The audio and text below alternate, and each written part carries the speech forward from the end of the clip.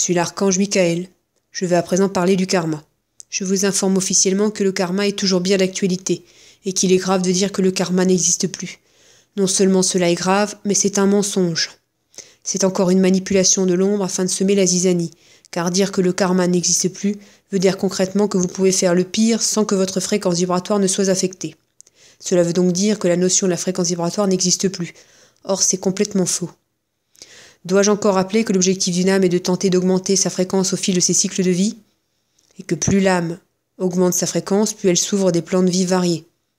La notion de la fréquence vibratoire existe toujours, et il ne vous reste que cela à faire, l'augmenter individuellement.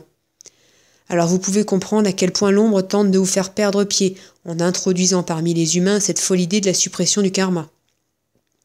Voyez cette idée vicieuse de l'ombre, vous inculquez que quoi que vous fassiez de votre vie sur Terre, cela ne sera pas préjudiciable pour votre fréquence. C'est la porte ouverte à tout, et surtout à un grand n'importe quoi chaotique. Remarquez, vous y êtes déjà dans le grand n'importe quoi, alors s'enfoncer un peu plus ne devrait pas vous gêner. Vous n'êtes plus à ça près.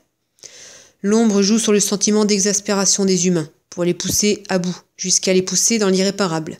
L'ombre tente de vous faire déculpabiliser, décomplexer de l'horreur et du mal. Si vous intégrez que le karma n'existe pas, vous allez plonger encore plus rapidement dans le chaos. Puisque quoi que vous fassiez, cela ne sera pas préjudiciable. Détrompez-vous. Vous allez dégringoler à votre mort dans le bas astral et pour quelques cycles de vie. Le karma existe toujours. Chaque âme a le sien, et chaque âme prévoit des vies en fonction justement de son karma. C'est en lien avec son karma qu'une âme décide de ce qu'elle veut expérimenter. C'est comme un point de repère pour l'âme. Vous pourriez comparer votre karma à la boîte noire d'un avion.